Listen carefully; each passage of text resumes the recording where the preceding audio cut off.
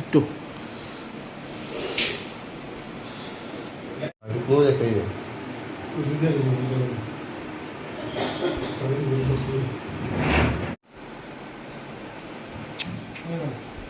उसको जाएगा 5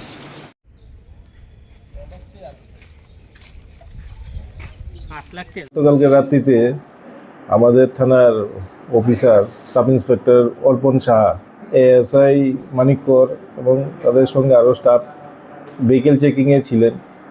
ভেহিকেল চেকিংয়ে ছিলেন বলতে নবচমনিতে ছিলেন। তো ওই সময় তারা ভেহিকেল চেকিং করার সময় একটা অটো মানে ওই দিক থেকে নবচমনির থেকে বণিক চমনির দিকে আসছিল। তখন তারা সাইন দেখায় এটাকে স্টপ করার জন্য, কিন্তু অটো ড্রাইভার পুলিশের সাইন মানেনি এবং সেটা ভাইলেট করে আরও স্পিডে চলে আসছে। তারপর এখানে নাকাতে এটাকে যে কোনোভাবেই আটকানো হয়। নাকাতে আটকানোর পরে সেটাকে আমরা সেই অফিসার অর্পণ সাহা এবং মানিককর তাদের স্টাফ প্রিলিমিনারি চেক করার পরে বুঝতে পারে যে তাদের সঙ্গে অবৈধ কোনো নেশাজাতীয় সামগ্রী আছে।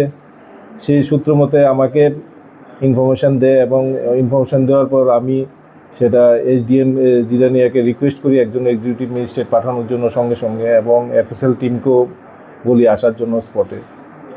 তো এফএসএল টিম এবং এসডিএম জিরানিয়ার থেকে যে এক্সিকিউটিভ ম্যাজিস্ট্রেট উনিও আসেন। আসার পরে সেখানে আমরা তল্লাশি করি। অটোর ভেতরে তল্লাশি করার পরে একটি বেটের কাভারের ভেতরে 4টি বান্ডেল পাওয়া গেছে। প্রত্যেকটা বান্ডেলে 2000 ইয়াবা ট্যাবলেট করে 8000, টোটাল 8000 ইয়াবা ট্যাবলেট আমরা রিকভারি করি।